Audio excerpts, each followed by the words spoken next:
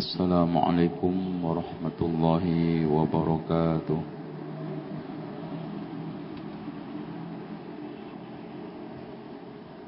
Alhamdulillahilladzi arsala rasulahu bilhuda wa dinil haqqi liyudhhirahu 'alad dini kullihi walau karihal musyrikun.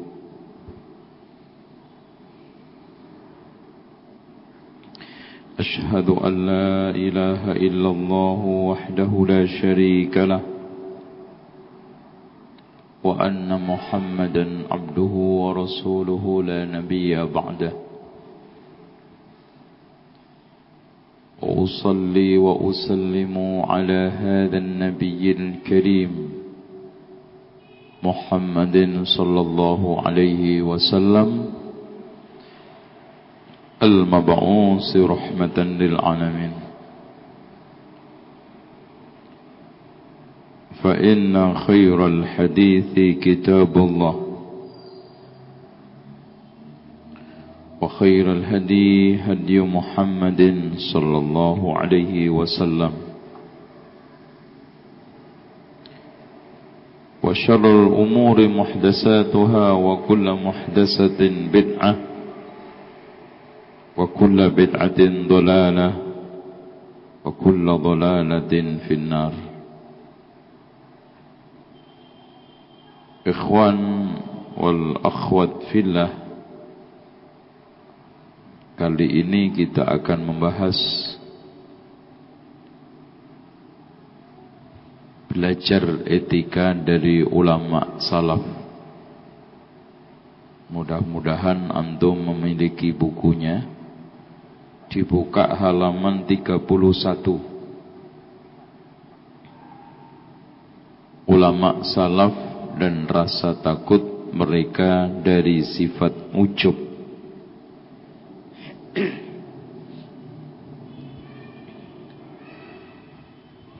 Al-ujub dari kalimat ajibah,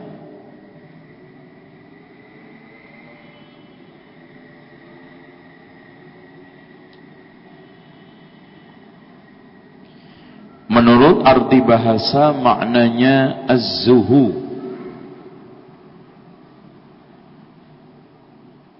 Zuhu. Ujub itu artinya az-zuhu. Dalam bahasa Indonesianya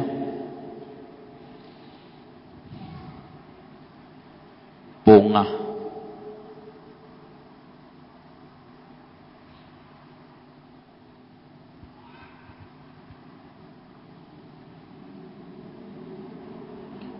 Menurut arti istilah,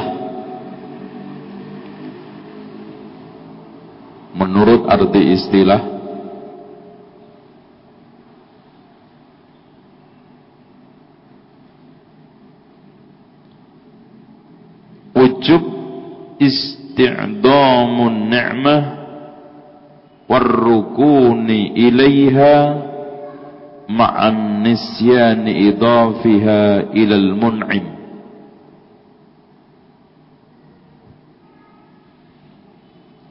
Isti'damun ni'mah artinya mengagungkan,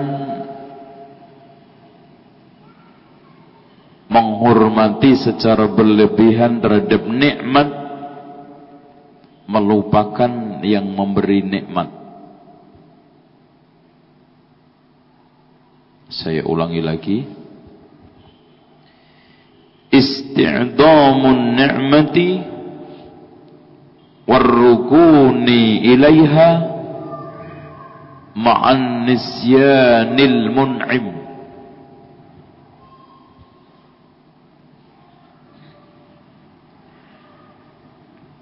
Berlebihan di dalam menyanjung, mengagumi dan mengagungkan nikmat, lupa menyandarkan kepada yang memberikan nikmat. Tuh. Artinya hadirin sekalian, siapa saja yang mengagumi satu kenikmatan kemudian lupa menyandarkan kepada yang punya kenikmatan yaitu Allah, pada saat itu kena penyakit ujub.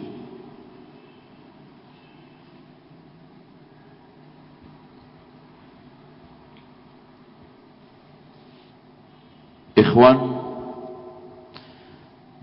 penyakit ujub itu sangat dibenci oleh ulama-ulama salaf.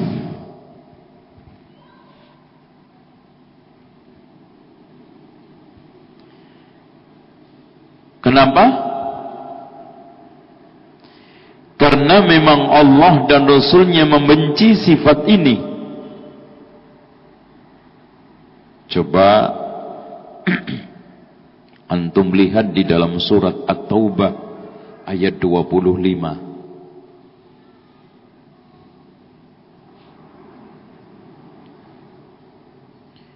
Laqad nasarakumullahu fi mawatin katsiratin wa yawma Hunain. Allah telah memenangkan kalian dalam berbagai macam peperangan, banyak sekali. Wa yawma Hunainin id a'jabatkum kasratukum lan tuni'a ankum syai'a. Pada waktu perang Hunain, karena kamu kagum terhadap jumlah yang sangat banyak, sementara jumlah itu tidak ada gunanya sama sekali buat kamu karena dikalahkan oleh Allah. Kagum membuat perang Hunain kalah.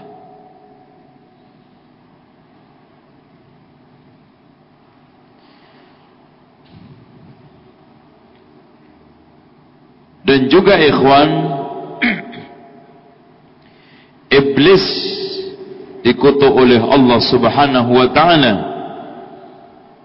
karena ujub dan takabur.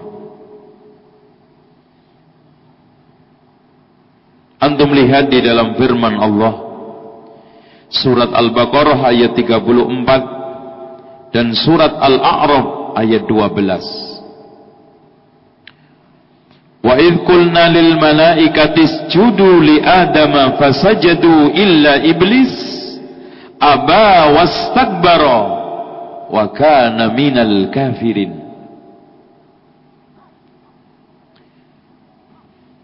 Bentuk kesombongan iblis kayak apa, Mas? Antum lihat dalam surat Al-A'raf ayat 12. Qala ma mana'aka an la tasjuda idh amartuk. Apa yang menghalangi kamu tidak mau sujud ketika aku perintahkan kepadamu, iblis? Qala ana khairun minhu, ana lebih baik dari dia. Khalaqtani min nar wa khalaqtahu min tin. Engkau menciptakan aku dari api, sementara engkau menciptakan Adam dari tanah. Itu saja. Ujub, sombong, menghancurkan iblis sehingga dikutuk seumur sampai hari akhirat. Oleh karena itu Al-Imam Abu Hamid Al-Ghazali ketika menafsiri firman Allah surat Al-Kahfi ayat 104,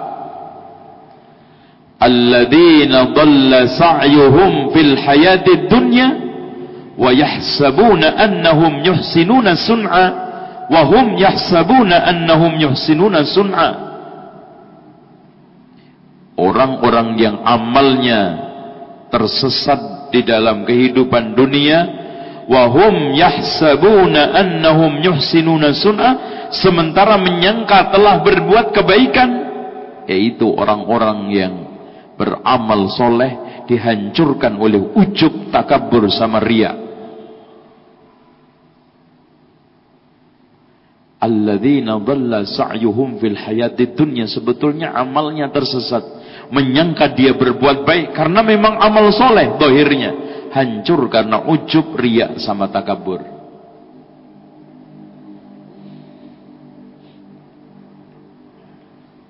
Ikhwan,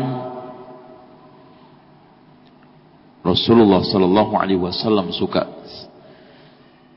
juga sangat membenci sifat takabur, ujub. Nanti insyaallah kita akan bedakan antara ujub dengan takabur itu ya. Di antaranya innallaha tayyibun la yaqbalu illa tayyiba. Allah itu tayyib, bagus, tidak menerima kecuali amalan yang bagus. Katanya Ibnu Rajab Al-Hambali di dalam kitab Jami'ul Ulum wal Hikam, tayyib adalah amal soleh yang tidak tercemar oleh ujub sama riya.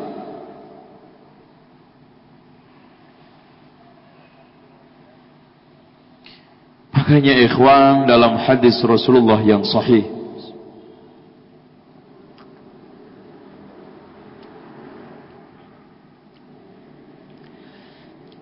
la yadkhulul jannata man kana fi qalbihi mithqalu dzarratin minal kibr.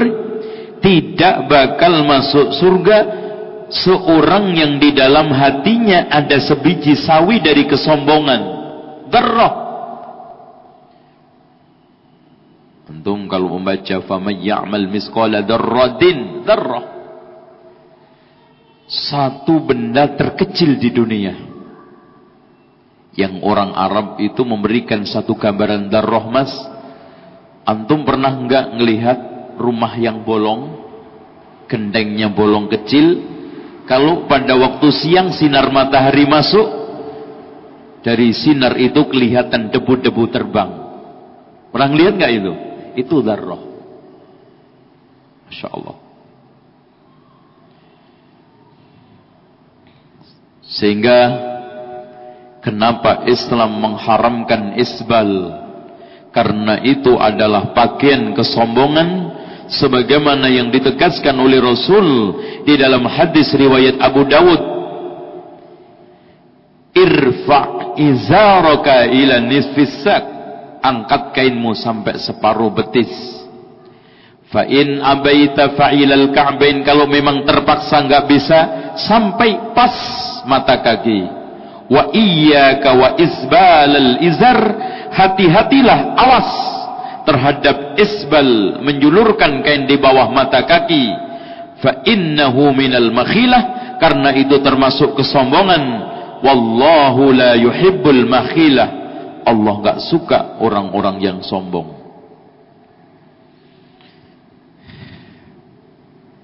Ikhwan, ada satu athar yang dikeluarkan oleh Imam Al-Bazzar, thalathun muhlikat, ada 3 yang menghancurkan manusia. Yang pertama adalah hawan muttaba', hawa nafsu yang diikuti. Yang keduanya syuhun muta', bakhil yang selalu ditaati. Dan yang ketiganya i'jabul mar'i binafsi, orang yang bangga, sombong terhadap kelebihan dirinya. Saya tutup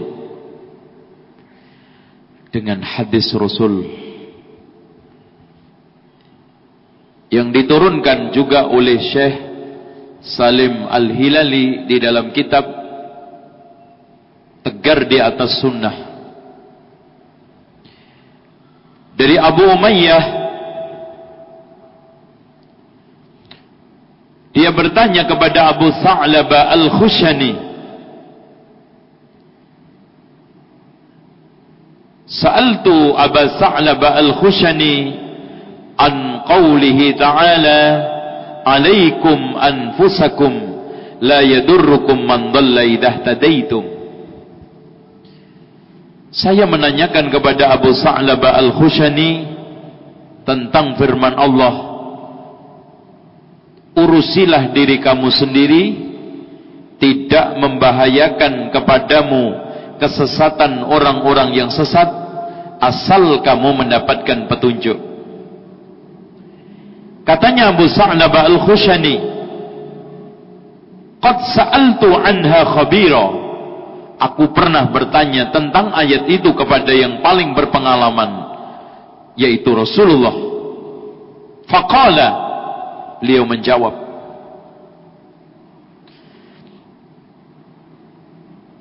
qala Rasulullah sallallahu alaihi wasallam, bal i'tamiru bil ma'ruf wa tanahau 'anil munkar, bahkan kamu harus tetap amar ma'ruf nahi munkar, hatta idza ra'aitum syuhan muta'an hawan muttaba'an wa dunyan mu'saratan wa i'jaba kulli dhi ra'yin bi ra'yih.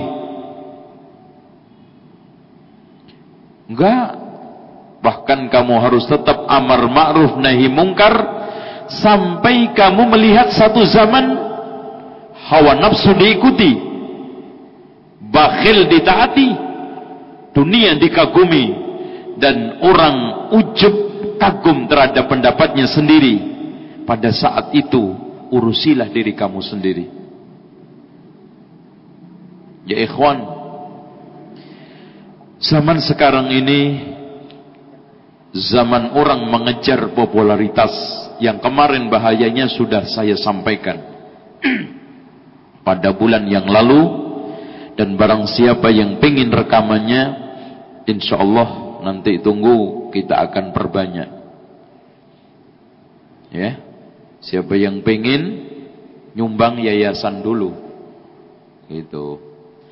Nah, saya ingatkan, hari ini masih tetap kantong ajaib beredar. Warnanya biru, ada simbol logonya yayasan Dar El-Zikr. Saya ingatkan, masukin sebanyak-banyaknya. Apa saja yang penting duit, dan berapa saja yang penting ikhlas. Jangan usah ragu-ragu, insya Allah dikembalikan Allah 700 lipat, sebagaimana firman Allah, mathalul ladzina yunfikuna amwalahum fi sabilillah kamathali habbatin ambatat sab'a sanabila fi kulli sumbulatin mi'atu habbah wallahu yudha'ifu liman yasha. Kita lanjutkan. Ya ikhwan,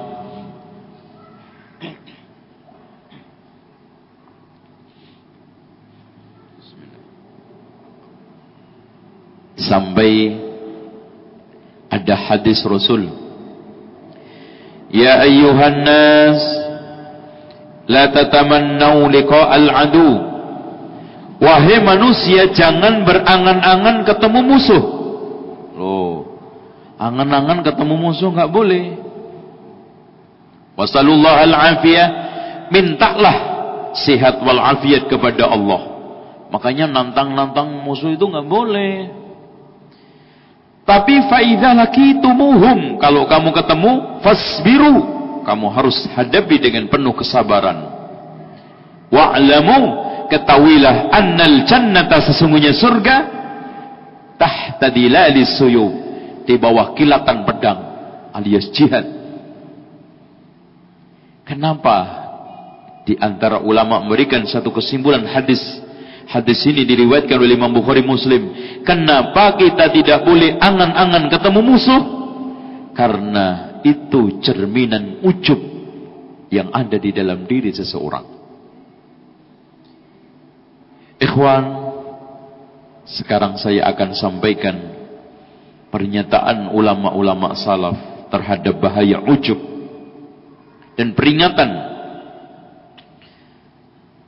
Di antaranya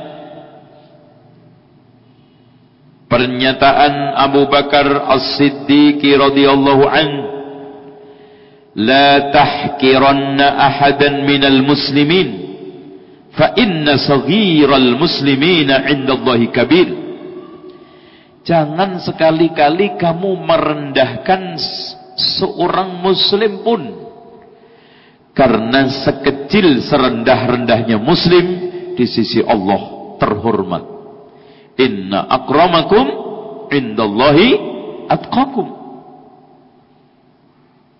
Apalagi ya ikhwan, orang merendahkan karena hanya unsur dohir, kiri, kedudukannya nggak jelas, posisinya juga Masya Allah, tapi di hadapan Allah Masya Allah ya ikhwan, yang disebutkan dalam hadis Rasulullah, berapa banyak orang yang dohirnya compang-camping, rambutnya awut-awutan, kalau seandainya ngetuk pintu ditolak, lau aqsama 'ala Allah, kalau sumpah atas nama Allah, la abarra, tembus langit. Kamu jangan menghina.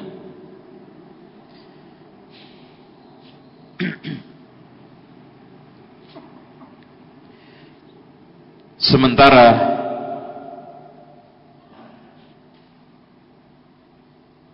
Muhammad ibn Wasi, seorang tabi'in, mengatakan, demi Allah, kalau seandainya dosa-dosa kita berupa bau, nggak ada orang yang mau dekat dengan kita. Mas, dosa kita ini kalau berupa bau, setiap dosa bau, setiap dosa bau, wallahi nggak ada orang yang mau dekat dengan kita. Oleh karena itu, Al-Ahnaf bin Qais mengatakan, saya sungguh ajaib terhadap orang yang sombong, pernah 2 kali lewat di jalan kencing. Ya ikhwan, antum semuanya ini pernah lewat 2 kali dari jalan kencing toh? Keluar pada saat berhubungan, kemudian hamil, keluar lagi pada saat lahir. Berapa kali? Mas, berapa kali mas? 2 kali. Apa layak seorang makhluk seperti ini sombong dan menyombongkan diri, sementara pernah 2 kali lewat jalan yang menghinakan. Allahu Akbar. Dengan demikian ikhwan, bagi orang yang merenung dengan baik, sebetulnya manusia keindahannya, kecantikannya tipis mas. Kalau orang yang bangga dengan kecantikan dan ketampanan, coba kalau seandainya kulit kamu dikelupas, perut kamu dirobek, isinya apa? Allahu Akbar. Di dalam perut ini kotoran-kotoran yang kalau seandainya ditumpahkan membuat jijik orang yang melihat semuanya. Sahih. Ya ikhwan, ujub musuh seluruh makhluk, bukan hanya manusia. Oleh karena itu Aisyah mengatakan, innakum lataghfalu an afdalil ibadah, kalian lupa lalai ibadah yang paling utama, yaitu tawadhu. Dan Qatadah mengatakan, barang siapa yang dikasih harta kekayaan, kecantikan, pakaian, ilmu, kemudian tidak tawadhu, maka di hari kiamat akan menjadi beban kehidupan akhirat. Siapa yang dikasih kecantikan, ketampanan, harta kekayaan, ilmu, ujub, tidak tawadhu, maka hartanya, kecantikannya, kedudukannya, popularitasnya, bahkan ilmu yang dia miliki menjadi risiko, beban di akhirat nanti. Sehingga ikhwan, tidaklah seorang alim bertambah sombong dan angkuh, maka pada saat itu semakin tambah jauh dari ilmu yang sahih, ilmu yang bermanfaat, jauh dari Allah Subhanahu wa taala dan jauh dari ketakwaan. Ibnu Qayyim Al-Jauzi mengatakan sumber kerusakan dunia itu ada 4. Yang pertama, Kibrun, sombong, membuat hancurnya iblis. Hasad, membuat hancurnya Qabil. Nafsu, membuat hancurnya Adam sama Hawa sehingga diusir dari surga. Kemudian setelah itu taubat, Rabbana zalamna anfusana wa illam taghfir lana wa tarhamna lanakunanna minal khasirin. Dan yang terakhir, ikhwan, marah.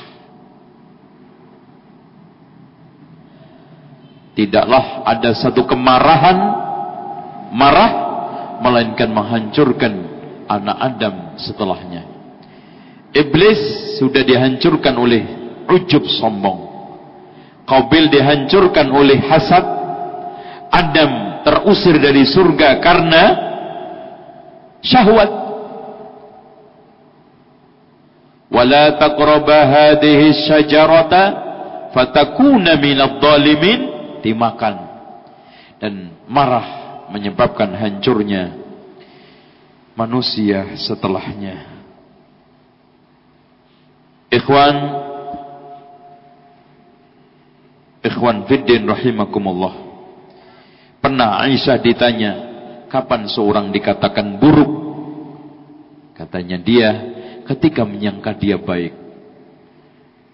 Oleh karena itu Abdullah ibnu Mubarak, yang juga di dalam kitab itu disebutkan, halaman 31, dari Ma'mar, dari Ayyub, dari Nafi, ya, ini bertanya tentang kepada Ibnu Umar. Ada orang yang mengatakan, wahai orang terbaik, anak dari orang terbaik. Maka Ibnu Umar menjawab, aku bukanlah orang yang terbaik, juga bukan anak orang yang terbaik. Padahal Masya Allah, siapa Abdullah ibnu Umar, siapa Umar bin Khattab? Kata dia, apa mas? Tapi aku hanyalah salah seorang hamba Allah yang selalu berharap dan takut kepada Allah. Demi Allah, kalau kalian bersikap seperti ini terus terhadap seseorang, kalian justru akan membuatnya hancur binasa. Makanya ikhwan, di dalam hadis Rasulullah ditegaskan, idza ra'aitumul maddahin fahsu ala wujuhihim at-turab. Kalau kau melihat orang-orang yang suka memuji-muji, maka lemparlah debu di dalam wajahnya. Kan menghancurkan. Di dalam kitab Hilyah, Mutarrif mengatakan, tidur terlelap untuk kemudian bangun dengan penyesalan lebih aku sukai daripada semalaman sholat tahajud qiyamul lail. Setelah bangun ujub, wah, ana semalam ini udah kaki saya bengkak kayak Rasul. Nah, udah.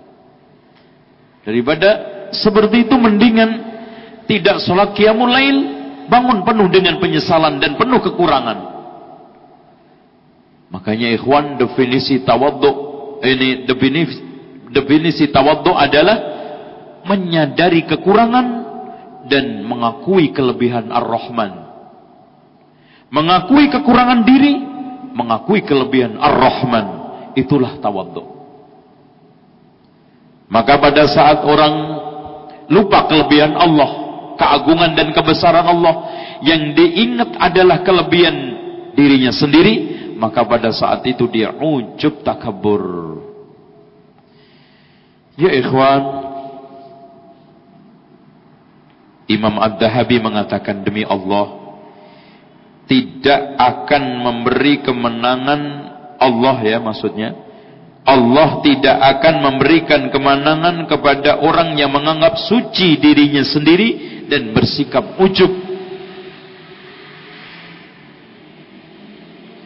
Dan juga di sana ada pernyataan dari Wahab bin Ibnu Munabbih, camkan ada ketiga hal yang kusampaikan, waspadalah terhadap hawa nafsu yang dituhankan, teman yang jahat, dan ujub bangga terhadap dirinya sendiri.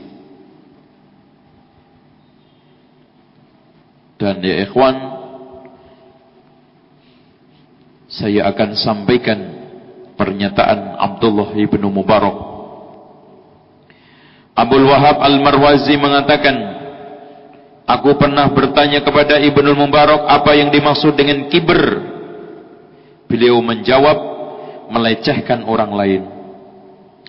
Aku lalu bertanya tentang ujub. Beliau mengatakan, ujub ialah perasaan bahwa kita memiliki kelebihan yang tidak dimiliki oleh orang lain.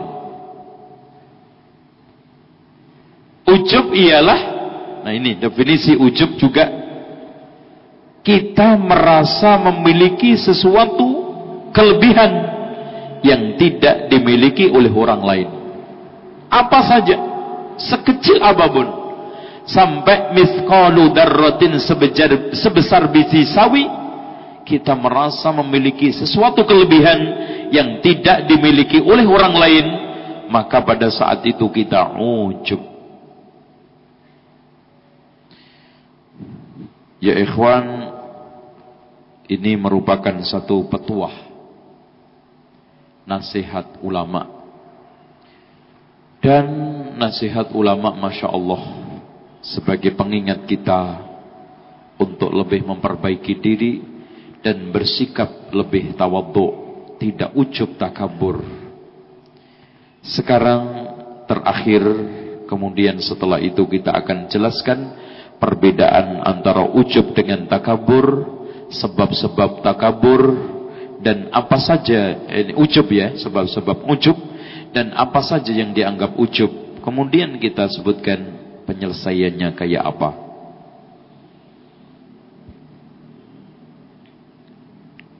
Dari Sa'id bin Abdurrahman ibnu Abu Hazm, beliau meriwayatkan, sesungguhnya seorang hamba bisa saja melakukan kebajikan yang dia senangi, namun ternyata Allah menjadikan sebagai keburukan yang paling berbahaya buat dirinya. Masya Allah. Ya ikhwan, kadang-kadang ada sesuatu perkara yang kita anggap baik, dan amalan itu kita anggap amalan yang terbaik, ternyata dijadikan oleh Allah keburukan yang berbahaya buat dirinya. Namun ada kalanya seorang hamba melakukan keburukan yang dia benci. Sebetulnya dia tidak mau berbuat itu, namun ternyata Allah menjadikan kebaikan yang paling bermanfaat, yang tiada bandingnya buat dia. Sebabnya, ketika si hamba melakukan kebajikan, ia bersikap takabur, menganggap dirinya lebih utama dari orang lain. Bisa saja dengan sebab itu Allah mengukurkan amal solehnya. Bukankah menjadi kejahatan yang paling berbahaya ya ikhwan? Sementara ketika seorang hamba melakukan maksiat, ketika seorang hamba melakukan kejahatan, bisa jadi Allah menumbuhkan perasaan malu, tobat, takut. Kemudian ia berharap karunia, taubat, maghfirah, pengampunan Allah Subhanahu wa taala, sehingga kejahatan yang dia berbuat berbalik menjadi kebaikan yang bermanfaat. Ya ikhwan, maka bagi seorang muslim ya ikhwan, ketika berusaha untuk baik ternyata gagal di tengah jalan, antum jangan tahassur menyesal. Hikmahnya mungkin kebaikan itu akan menjadi momok, akan menjadi bumerang, akan menjadi malapetaka di akhir amal buat antum. Dan begitu juga ketika seorang hamba berbuat jahat, maksiat, jangan putus asa. Wala yaqnatu min rauhillahi illal qaumul kafirun.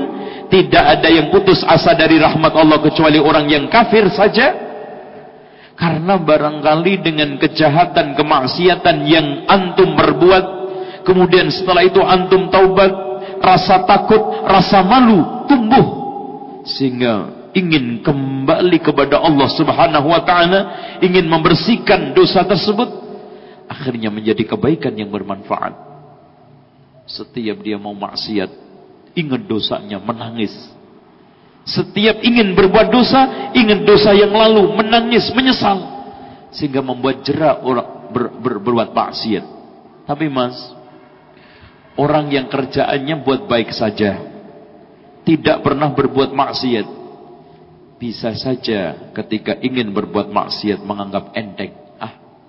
Ana mah kebaikan saya udah kelebihan, sekali-kali deh berbuat maksiat, ini mah juga kecil.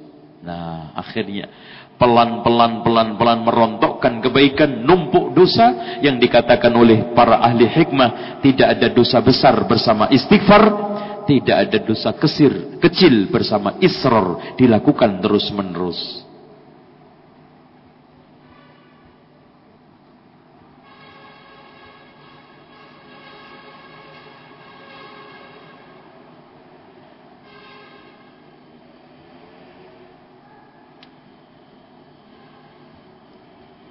Hadirin sekalian, sekarang saya akan sampaikan perbedaan antara ujub dengan takabur.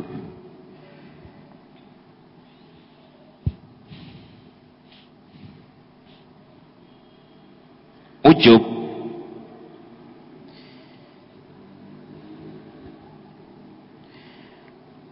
amalan batin yang merasa memiliki kelebihan yang tidak dimiliki oleh orang lain. Nah, kalau itu diekspresikan dalam perbuatan, namanya sombong. Nih, makanya Mas, ujub itu perbuatan batin yang aslinya tidak ganggu orang lain. Makanya mulai sombong itu baru ganggu orang lain. Karena dia merasa lebih, kecerdasannya, IQ-nya tinggi, setiap melihat orang bodoh, dasar, otak jongkok. Nah, ini udah mulai sombong. Jadi kalau hanya perasaan di dalam hati bahwa saya memiliki kelebihan yang tidak dimiliki oleh orang lain, itu ujub. Tapi kalau sudah ekspresi, umpamanya saya melihat, saya tampan, saya cakep. Setiap melihat orang, dasar, muka monyet. Dan setiap ada orang yang melamar ditolak.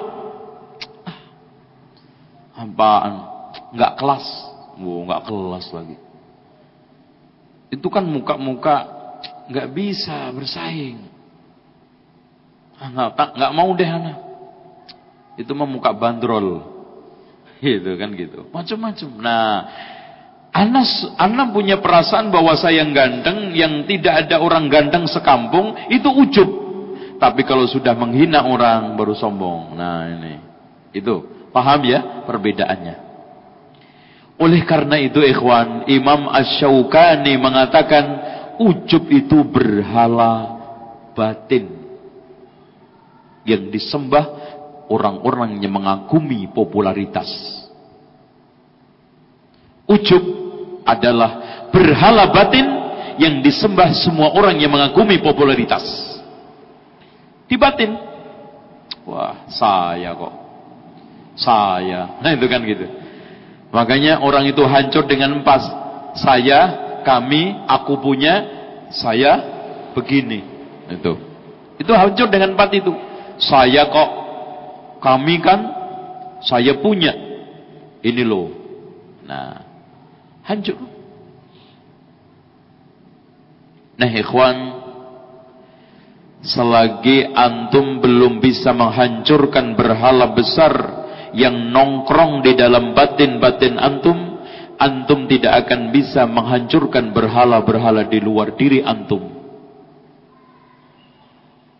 Nah, sekarang saya akan sampaikan sebab-sebab takabur, ujub. Ya, ujub. Yang pertama, dha'ful yakin, lemahnya keyakinan. Wa qillatul isti'anah billah, dan lemahnya ketergantungan kepada Allah.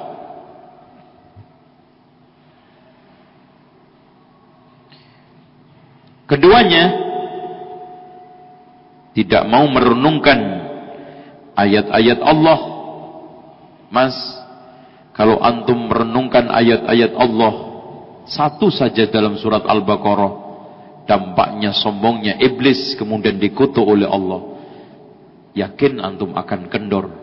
Fir'aun, Qarun, Abu Lahab dikutuk oleh Allah karena congkak sombong, ujub.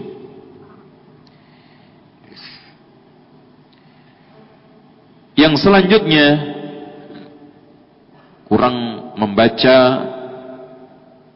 sunnah-sunnah Rasulullah tentang bahaya ujub dan takabur.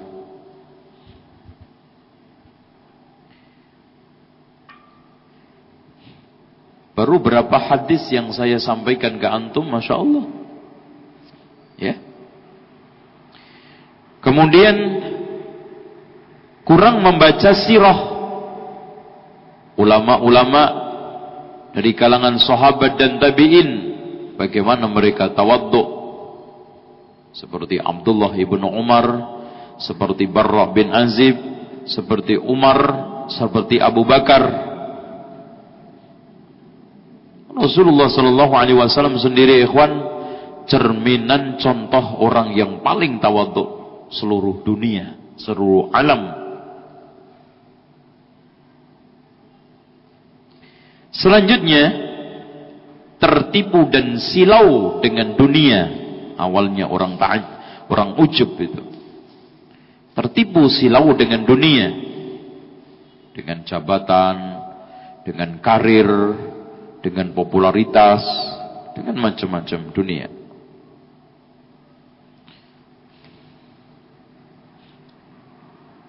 Dan tidak atau sedikit syukur terhadap nikmat-nikmat Allah Subhanahu wa ta'ala.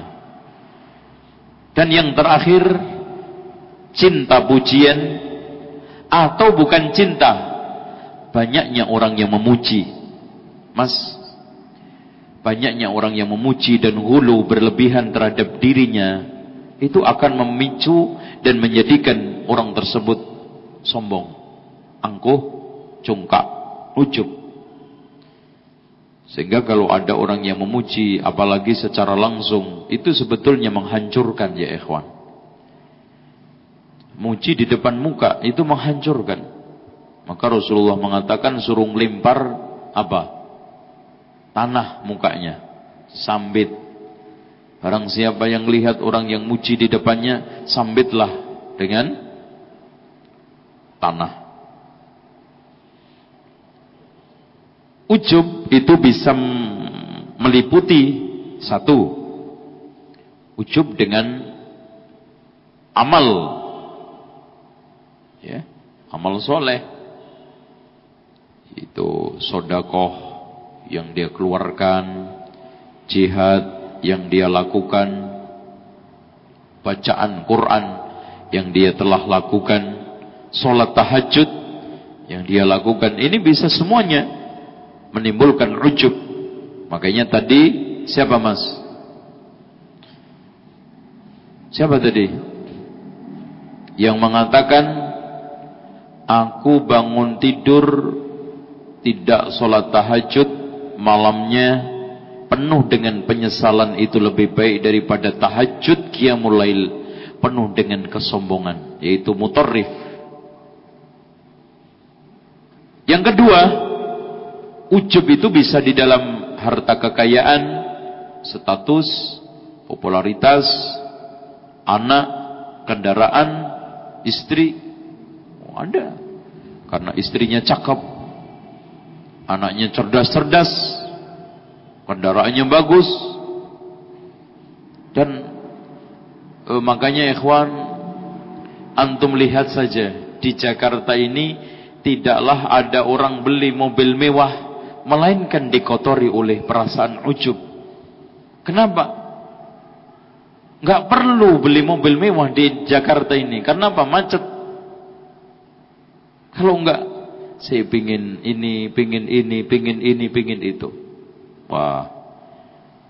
Contoh saya yang heran terhadap orang, Masya Allah. Semoga ditunjukkan oleh Allah. dan tersalur hartanya kepada jalan Allah. Mobil dibeli 5 miliar. Coba kalau seandainya 1 miliar ente belikan untuk rumah fakir miskin, muat berapa? Mobil paling banter muat 4. Dipaksa-paksain 4 toh mas. Ya udah dipaksain 6 lah. Masya Allah. Coba 5 miliar ente belikan rumah untuk fakir miskin, muat berapa ribu fakir miskin. Masya Allah. Kendaraan terbang ke surga. Ente muatin Jaguar, ente muatin BMW seri 7, ente muatin Rolls Royce, paling banter 6. Berapa? 5 miliar, 6 miliar. Masya Allah. Nah ini. Ujub dengan badan, entah dia itu olahragawan yang badannya kekar, kuat, kungfu, macam-macam orang bisa ujub di situ. Kemudian dengan kekuatan, ujub dengan kecerdasan dan kecerdikan, ujub dengan nasab, keturunan yang begitu mulia. Umpamanya di Indonesia ini banyak orang yang bangga karena turunan Rasulullah. Habib, ana ini Habib, jangan macam-macam. Loh, emang kenapa kalau Habib? Loh, apa ente nggak tahu kan gitu kalau biasanya bahasanya Habib? Apa ente nggak tahu kalau Habib itu turunan Rasul? Emang kalau turunan Rasul dijamin surga apa? Oh, ini orang bisa kualat sama Habib. Nah, itu. Sehingga kebanggaan tersebut tidak mencerminkan apa yang diinginkan oleh Rasulullah, disimpangkan. Ya ikhwan, tolong dicamkan, kalau masuk surga hanya karena dia turunan Rasulullah, nasabnya sama Rasulullah, ketahuilah Abu Jahal sama Abu Lahab ongkang-ongkang di surga. Wah, paling tinggi surganya. Nih, Bifib, paman Rasulullah, rumahnya paling dekat, hidungnya paling mancung. Lo masih pesek dikit. Tuh, gitu loh mas. Tapi surga diraih karena amal soleh. Jangankan engkau Fatimah sendiri dikatakan oleh Rasulullah, ya Fatimah, i'mali, kerjalah, usaha. La ugni anki minallahi syai'a. Aku enggak jamin kamu di hadapan Allah sama sekali. Masya Allah. Ini Fatimah. Apalagi kita. Kemudian ikhwan, orang bisa ujub dengan kecerdasan atau gagasan. Gagasan yang cemerlang, yang bagus, yang jenius. Ini bisa sombong. Oh, saya kok, siapa? Nah inilah, kalau nggak saya nggak ada itu. Makanya ikhwan, kalimat saya kalau diungkapkan untuk menyebut kelebihan, lebih mendekati kepada iblis daripada Nabi Muhammad. Karena iblis tersesat ketika mengatakan apa? Ana khairun minhu. Ana khairun minhu, khalaqtani min nar wa khalaqtahu min tin. Nah, sekarang hadirin sekalian, tiba saatnya tanya jawab, insyaallah, untuk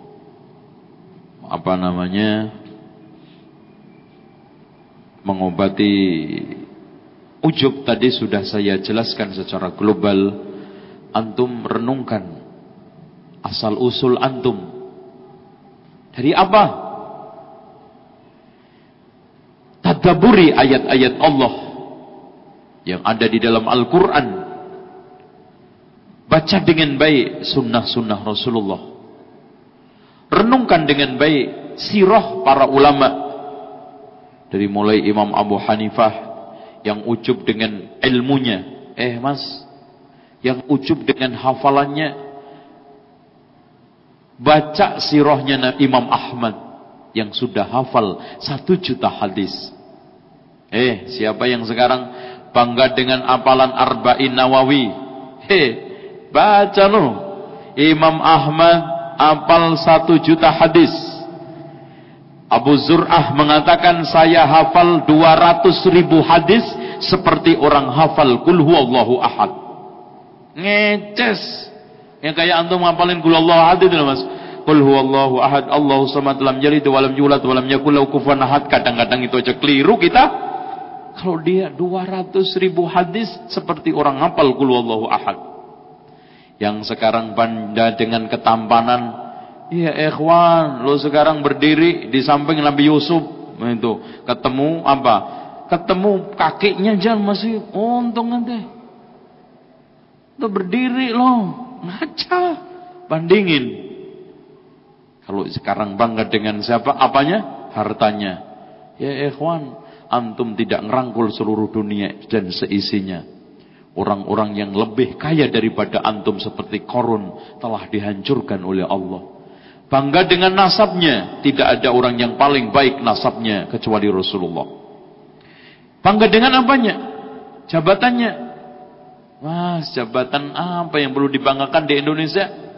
Jadi presiden diturunin, jadi menteri repot. Nggak ada yang perlu dibanggain. Yang paling enak Mas, jadi tukang sapu, kerja ambil merem bisa. Itu semua mau pada puyeng. Enak tukang sapu, kerja ambil merem itu bisa. Nah itu. Akhir kerjanya, pensiunnya juga nggak ada pertanggungjawaban. Apalagi diturunin sama rakyat, nggak perlu. Itu. Apa yang perlu antum banggakan dengan jabatan?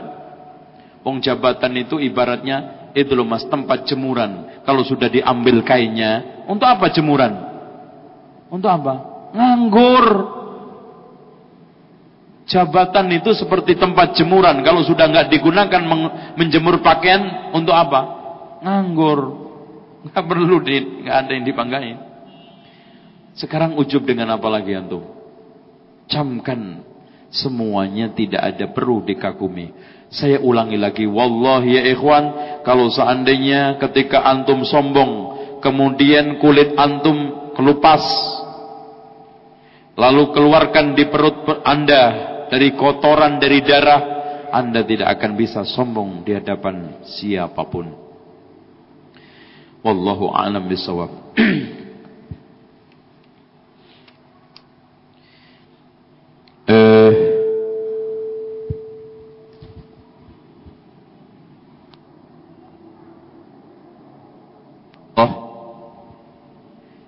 Minggu keempat kita akan bahas masalah zuhud. Zuhud itu kayak apa dan bagaimana?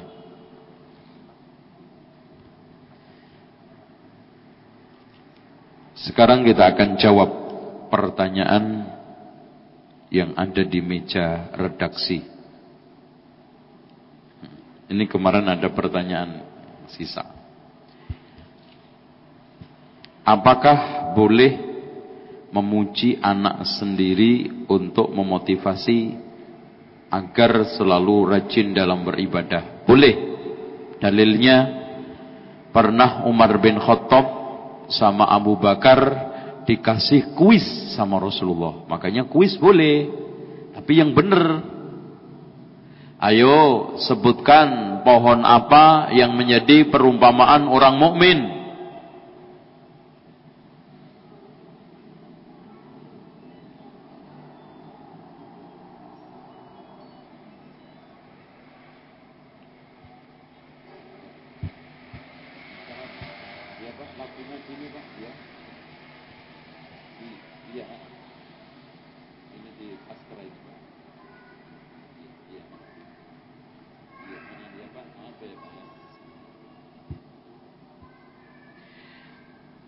Terus kemudian setelah itu nggak ada yang bisa nebak.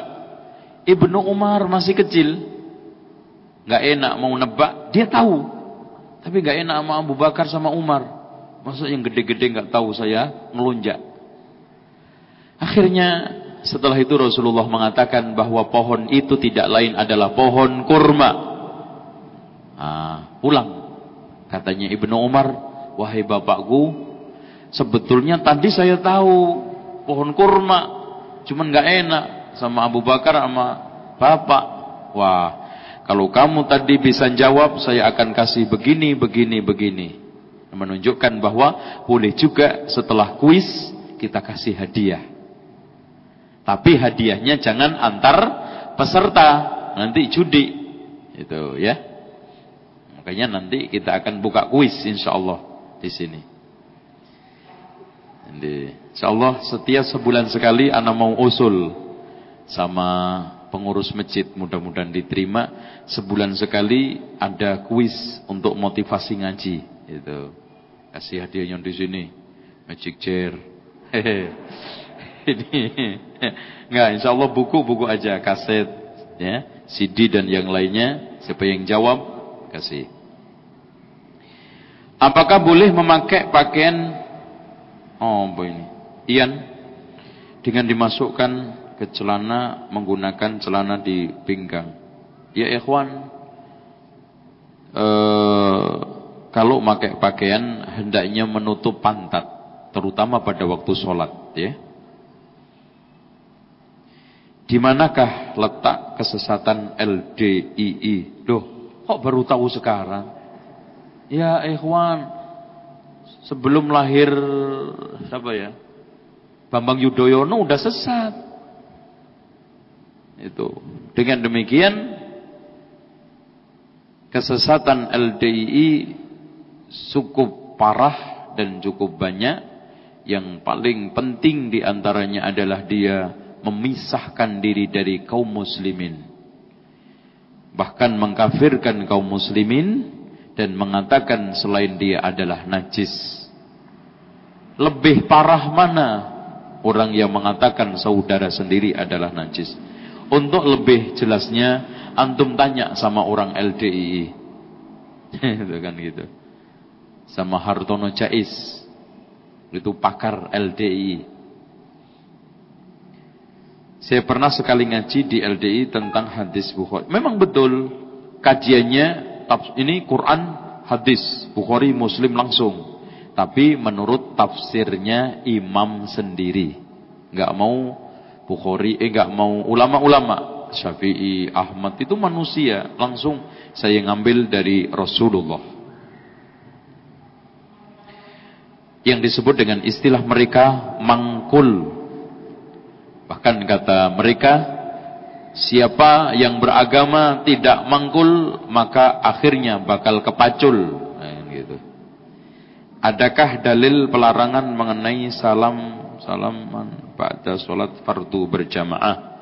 Salam-salaman ba'da sholat merupakan perkara yang diada-ada dan dibenci oleh Allah dan Rasulnya, sehingga jangan dibiasakan. Salaman itu ketika ketemu, mas. Oleh karena itu Imam Nawawi mengatakan sepakat para ulama sunnah berjabatan tangan ketika ketemu. Adapun taksis pada satu solat butuh dalil, karena sallu kama ra'aitumuni usolli, solatlah seperti engkau melihat aku solat. Pernah enggak kita mendapatkan riwayat yang sahih Rasul habis solat bersalam-salaman? Enggak ada. Satu amal yang akan kita lakukan dengan niat ikhlas, tapi tiba-tiba terbesit riya, apakah sebaiknya kita batalkan? Jangan. Karena beramal karena manusia syirik, meninggalkan amal karena manusia riya. Yang sahih teruskan sambil diperangi, sambil dilawan sampai habis. Ustaz, bolehkah kita mengaminkan sambil mengangkat kedua tangan ketika khatib Jumat membaca doa? Tidak boleh, karena telah difatwakan oleh Syekh Abdul Aziz Ibnu Baz, itu merupakan perkara bid'ah. Dengan demikian imam cukup mengangkat tangan seperti ini berdasarkan hadis riwayat Muslim, dan makmum cukup mengaminkan di dalam hati tanpa mengeraskan. Kadang-kadang amin, amin, amin, gitu kan. Kenapa? Jengkel khotibnya kelamaan. Itu kan. Amin, gitu kan. Akhirnya apa? Namanya paimin gergetan, man. Itu kan gitu. Yang ya ikhwan, doa itu untuk Allah ya ikhwan. Ud'u rabbakum tadarruan wa khufya. Amin. Kadang-kadang dari enggak benar. tolong jelaskan apakah yang dimaksud dengan istihad. Istihad menurut bahasa badlul juhdi fi talabi syai', mengerahkan daya upaya untuk mencari sesuatu. Menurut istilah, mengerahkan pikiran dan kemampuan untuk istimbat hukum dari Al-Quran dan hadis. Istimbat hukum itu mengeluarkan hukum yang terkandung dari Quran dan hadis. Qiyas itu menyamakan hukum yang tidak ada dengan dalil yang sudah ada. Contoh, bayi tabung. Nggak ada. Kemudian dikiaskan kepada hukum yang ada dalam hadis Rasulullah, man kana yu'minu billahi wal yaumil akhir fala yaski ma'ahu zar'a khairihi. Barang siapa yang beriman kepada Allah dan hari akhir, jangan menuangkan air di tanah orang lain. Nah, berarti kalau air tersebut dituangkan pada tanah sendiri, yaitu istri, boleh. Tapi kalau dititipkan pada rahim orang lain, berarti nggak boleh. Dikiaskan. Itu. Ijtihad qiyas dapatkah dijadikan hujjah dalam beramal ibadah? Kalau tidak bertentangan dengan dalil. Tapi kalau bertentangan dengan dalil, bukan. Dan tolong dicamkan ikhwan, kita tidak boleh menolak pendapat karena istihad. Karena apa? La yunqadul istihad bil istihad. Enggak boleh kita batalkan istihad dengan istihad. Oleh karena itu kita batalkan pendapat dengan dalil. Kalau saya menolak pendapat ini karena pendapat ini, enggak boleh. Karena ini istihad, ini istihad. Enggak boleh saling membatalkan, tapi semua batal karena dalil.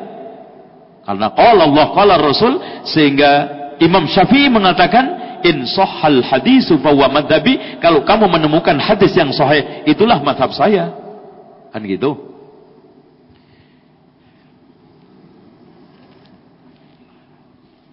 Enaknya di atas ya Mas ya. Pegel. Apakah alkohol itu najis? Menurut pendapat yang sahih, tidak. Ini pendapatnya Syekh Muhammad Ibnu Shalih Al-Utsaimin. Kenapa? Tidak ada dalil yang sahih untuk mengatakan najis. Adapun dalil yang dipakai orang yang mengatakan najis, innamal khamru wal maisiru wal ansabu wal azlam rijsun min amali syaitan. Rijs di sini bukan najis. Karena kalau kita artikan najis Mas, berarti judi juga najis. Innamal khamru wal maisiru. Anak tanya, judi najis enggak? Enggak ada seorang ulama pun yang mengatakan judi najis. Berarti khamr tidak najis. Rijs di sini maknanya adalah maksiat.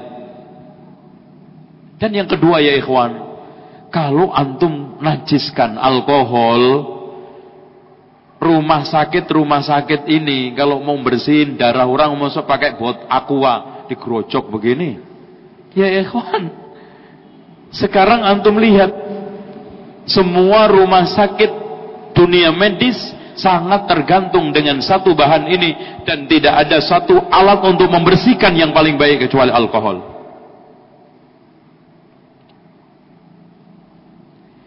Ustaz, bagaimana jika kita malas datang ke kajian ilmu? Bagaimana kiat-kiatnya Ustaz? Jangan malas. Ya ikhwan, memang malas itu bawaan manusia, tapi jelek. Harus diperangi. Pertama, antum camkan bahwa antum biarpun ngaji tiap hari, tetap aja bodoh. Apalagi enggak ngaji. Yang kedua, katanya Syekh Muhammad, ilmu itu kalau dicari seluruhnya kena separuhnya, kalau dicari separuh enggak kena sama sekali. Kalau enggak dicari, ya udah bablas. Dan yang ketiga, kondisikan hidup antum untuk cinta ilmu. Kalau sekarang ente hidupnya bergaulnya sama orang-orang yang enggak senang ngaji, di kantor suasana juga seperti itu. Apalagi kesibukan dunia sekarang ini lembur sampai hancur lembur. Ya udah, masya Allah ya ikhwan, Kadang-kadang orang demi kerja itu bisa peras keringat, banting tulang, dibela-belain. Ngaji sebulan sekali, absen 5 kali. Masya Allah. Sebulan kan ketemunya setahun 12, dikurangi 5 berapa mas? Tinggal 7, ngantuk 2, tinggal 5. Pulang kampung, itu. Pulang kampung, udah tinggal 4. Nggak paham 2 lagi kan gitu. Udah. Aduh. Imam Nawawi mas, ayo di antara antum siapa yang berani ngaku lebih pinter sama Imam Nawawi? Imam Nawawi aja seperti itu masih ngaji 14 kali dalam satu hari. Wah kalau begitu kagak lembur dong Ustaz. Nah lembur lagi kan, dipikirin lembur terus. Ya bolehlah lembur, nggak apa-apa, yang penting diseimbangkan. Ilmu ini penting ya ikhwan, makanan rohani. Antum kalau sekarang makan badan bisa 3 kali, makan rohani aja seminggu sekali ya Allah. Didatangi lagi deket, tinggal mampir ke sini. Ada aja alasannya. Apalagi kalau ada alasan, wah nggak ada alasan jadi bikin-bikin. Apalagi istri ngantar ke mall, wah seneng, wah ore, tepuk-tepuk tuh. Antum nggak ngaji ini nganteri ke mall, ah udah ada alasan. Darurat mas, darurat lagi loh, bikin kaidah sendiri. Ente baca dong kaidah darurat nganterin istri, hujan, katanya darurat. Emang hujan ada yang kotor mas, air hujan? Masya Allah mas, tidak ada air yang paling bersih diturunkan Allah di bumi ini kecuali air hujan. Banyak orang yang takut hujan, aneh kan? Gitu. Terus antum minta kepada Allah Subhanahu wa taala untuk terus cinta ilmu. Allahumma inna nas'aluka ilman nafi'a wa rizqan thayyiban wa amalan mutaqabbalan. Dan tolong antum sering discuss tentang ilmu agama dan amalkan itu yang mendorong ilmu. Mas, orang itu kalau enggak mengamalkan ilmunya susah untuk meningkat ngajinya.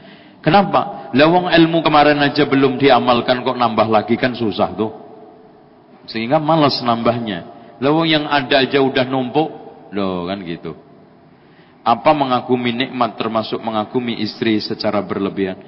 Boleh, tapi jangan lupa alhamdulillah. Nah, disandarkan kepada yang punya nikmat. Ya Allah, alhamdulillah, anak punya istri cantik, taat, pinter ngaji, solihah, cuman boros. Ya antum didik yang borosnya. Ya, itu emang orang bagus semuanya, yaitu kawan bayinya orang cantik, pasti ada aja negatifnya. Makanya kalau pengen istri yang bagus, solehah ini, antum cari yang jelek. Itu jelek.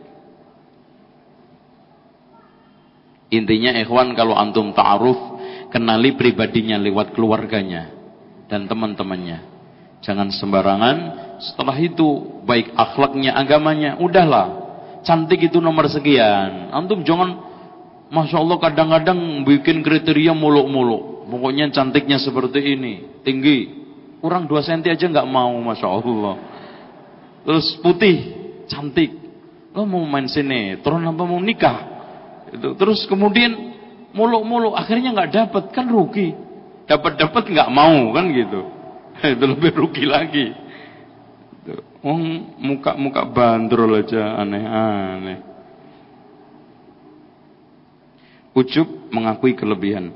Ikhwan, mengakui kelebihan dalam bentuk fa'amma bi ni'mati rabbika fahaddits, kemudian disandarkan kepada yang punya nikmat, nggak ada masalah.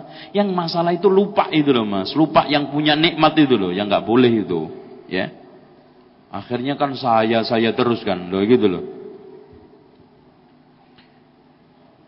Saya pernah baca hadis haram hukumnya mencukur jenggot. Bagaimana bahasannya untuk mencukur jenggot, boleh enggak? Gini Mas, jenggot simbol kejantanan. Makanya semua laki-laki pasti jenggotan, perempuan kagak ada jenggotnya. Dan Masya Allah, saya teringat betul ketika saya kunjungan ke penjara perempuan, di mana perempuan dewasa kangen-kangennya sama laki-laki karena di penjara 13 tahun, 12 tahun, ada 9 tahun. Itu yang diteriakin, yang punya jenggot dong. Yang jenggotnya tinggalin dong gitu. Itu ya Allah, Masya Allah. Yang mulus-mulus mah pulang. Nggak penasaran sama sekali, Masya Allah. Gemesnya mau di ini mas, itu. Sampai saya dikejar, itu coba bayangin. Nggak tahu kalau nanti jadi ustadznya. Kan survei dulu itu. Itu. Makanya ikhwan Ibnu Qayyim Al-Jauzi membuat satu hikmah. Kenapa laki-laki jenggotan perempuan tidak? Karena laki-laki rijal qawwamuna 'alan nisa, pemimpin itu harus kereng, modalnya kereng jenggot. Kan jadi kagak. Makanya semua para rasul, para nabi, pemimpin umat semua jenggotan. Ente lihat fotonya Yesus, jenggotan enggak? Jenggot. Loh, orang Kristen aja tahu sunnahnya nabinya kok. Antum malah bodoh. Aduh, lucu antum ini. Dan subhanallah ya ikhwan, selemah-lemahnya, sekerempeng-kerempengnya Nabi itu, seperti Nabi Harun itu kan badannya lembek. Itu punya jenggot kan, mau dibanting Nabi Musa apa? Dipegang kepalanya sama jenggotnya. Gitu, mau dibanting. Dan ya ikhwan, ditemukan juga penyelidikan di Eropa dan pernah dikeluarkan di magazine yang berbahasa Inggris bahwa jenggot termasuk kiat dan juga terapi untuk menolak penyakit kanker. Adapun Rasulullah SAW mengatakan akhful asyawarib wa a'ful liha, cukurlah kumis, ini potonglah kumis, biarkan jenggot. Dengan tag yang 5 berbeda-beda, semuanya isinya perintah menunjukkan bahwa jenggot itu sunnah. Bahkan dalam hadis Rasulullah, khaliful majus, selisilah orang majusi. Berarti di sini sunnah bukan hanya tidak wajib, artinya sunnah kebiasaan prinsip hidup Rasulullah. Menyelisih majusi itu wajib, maka di sini memasang jenggot atau mengenakan jenggot atau membiarkan memelihara jenggot itu wajib hukumnya. Makanya Imam Ahmad tidak menerima kesaksian orang yang nyukur jenggotnya. Begitu loh mas. Jadi ini bukan gaya-gayaan, bukan ciri-cirian khusus. Wah ini ciri dakwah ini jenggotan, yang ini nyukur enak aja loh. Bukan. Ini kalau bukan karena sunnah Rasul, ana juga pengen cakep mas, tak cukur. Loh gimana sih sampean itu? Ini karena Rasulullah SAW, bukan karena ini kelompok ini. Kadang-kadang ya ikhwan ya, ini juga kalau di pertemuan juga berat, walaupun tidak ada 2 ton gitu ya. Itu kan gitu, kan gitu. Tapi memang itulah sunnah Rasulullah SAW yang harus kita tegaskan, yang harus kita syiarkan. Satu pertanyaan.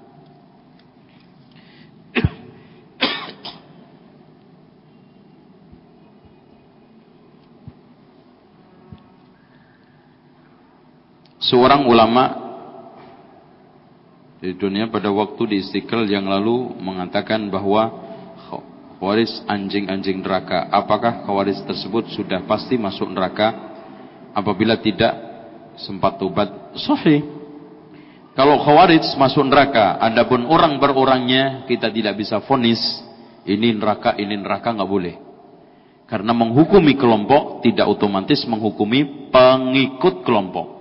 Makanya Imam Ahmad ketika mengatakan Jahmiyah kafir, tidak serta-merta mengkafirkan seluruh Jahmiyah, apalagi mengatakan si fulan neraka. Tidak, neraka itu hak Allah bukan hak kita.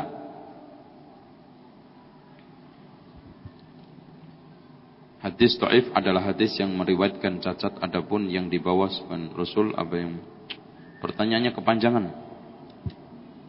Saya sholat berjamaah dengan istri, lalu istri saya posisinya ada di mana? Belakang. Jangan di samping. Di dalam sholat ini bukan mengantenan. Apa benar sholat wusta adalah sholat asar? Betul berdasarkan hadis Rasulullah SAW. Apa hukumnya bagi orang yang meninggalkan yang tertinggal sholat wusta? Hadirin sekalian, kalau tidak teledor, ya seperti meninggalkan solat yang lainnya. Tapi barang siapa yang meninggalkan solatul wusta, dikatakan oleh Rasulullah, man taraka solatal asri faqad habita amaluhu. Barang siapa yang meninggalkan solat asar, maka telah hapus amalnya. Wallahu a'lam bishawab. Waktu sudah habis dan kita siap-siap solat. Insyaallah kita lanjutkan di kesempatan lain. Subhanakallahumma hamdika asyhadu an la ilaha illa anta astaghfiruka wa atubu ilaik. Wassalamualaikum warahmatullahi wabarakatuh.